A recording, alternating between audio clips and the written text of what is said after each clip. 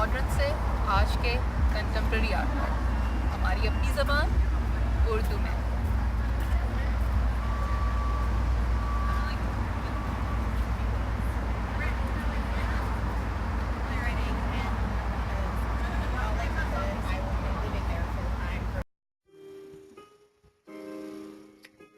Three musicians.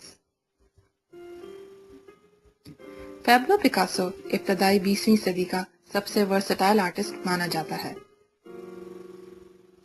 اس کے مختلف style اور میڈیا کے ساتھ تجربات نے اسے اب تک کا سب سے مشہور اور کامیاب آرٹسٹ بنا دیا۔ پکاسو نے تھری میوزیشنز 1921 میں فاؤنٹین بلیو، جو کہ پیرس سے باہر ایک ٹاؤن ہے، میں بنائی۔ اس پینٹنگ کو آئل اور کولاج میں بنایا گیا، جو کہ ایک آرٹسٹک تکنیک تھی، جس میں اس کام کو بنانے کے لیے مختلف میڈیا کا امتزاج کیا گیا، جیسے کہ مختلف میگزین سے امیجز کاٹ کر انہیں پیپر شیٹ پر پیسٹ کیا گیا تھا۔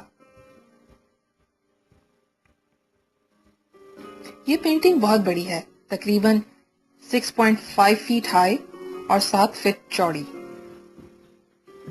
اس میں ہمیں 3 فگرز نظر آتے ہیں جو ٹیبل کے گرد بیٹھے ہیں۔ فگرز بہت برائٹ ہیں، جبکہ کمرہ، جو کہ ایک باکس نما سٹیج کی مانند لگتا ہے، بہت ڈارک ہے۔ اس پینٹنگ میں موجود تینوں فگرز کامیڈیا آرٹ ٹریڈیشن سے ریزیمبل ہیں۔ یہ ایک اٹالین تھیٹر کی فارم تھی جو 16ویں صدی سے شروع ہوئی اور 20ویں صدی کی ابتدا تک ہوتی رہی یا پلے کرتی رہی۔ اس تھیٹر کا ہال مارک فیچر جانے مانے تاریخی کرداروں کو ماسک میں پیش کرنا تھا۔ اس پینٹنگ میں بائیں ہاتھ پر موجود فگر، جو سفید اور نیلا ہے اور کلارین بجا رہا ہے، پیاروٹ ہے۔ یہ وہ کلاؤن ہے جو بہت سادہ ہے اور پیار کر کے ہمیشہ اپنا دل توڑتا ہے، اور اس کا محبوب ہمیشہ ہینڈسم اور دل پھینک ہارلے کوئن کی طرف راغب ہو جاتا ہے، جو کہ اس پینٹنگ کے سینٹر میں یلو اور ریڈ لباس میں گٹار بجاتا ہوا دیکھا جا سکتا ہے۔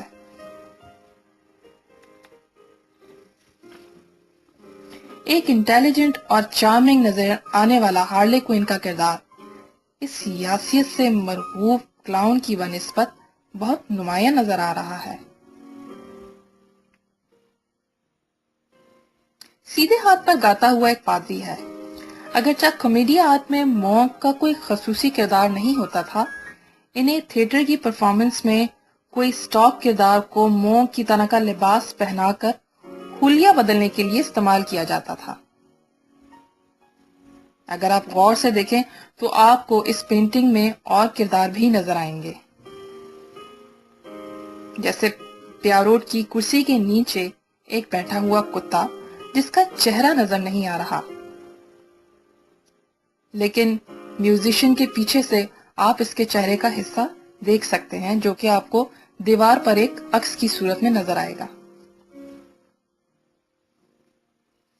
اس پینٹنگ سے 1 سال قبل پکاسو کو رشین بیلے کی سیٹ ڈیزائننگ اور کاسٹیوم کے لیے ہائر کیا گیا تھا، جسے ایگور سٹراونسکی کمپوز کر رہا تھا۔ اس بیلے کا نام پلسینیلا تھا، جو کہ کامیڈیا آرٹ کے 17ویں صدی کے ٹیکسٹ پر مبنی تھا،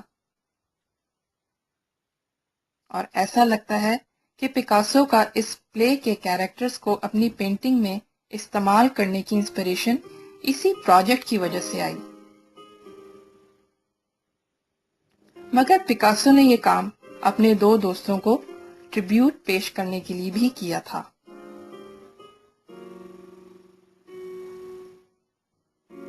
آج یہ painting museum of modern art new York city میں دیکھی جا سکتی ہے۔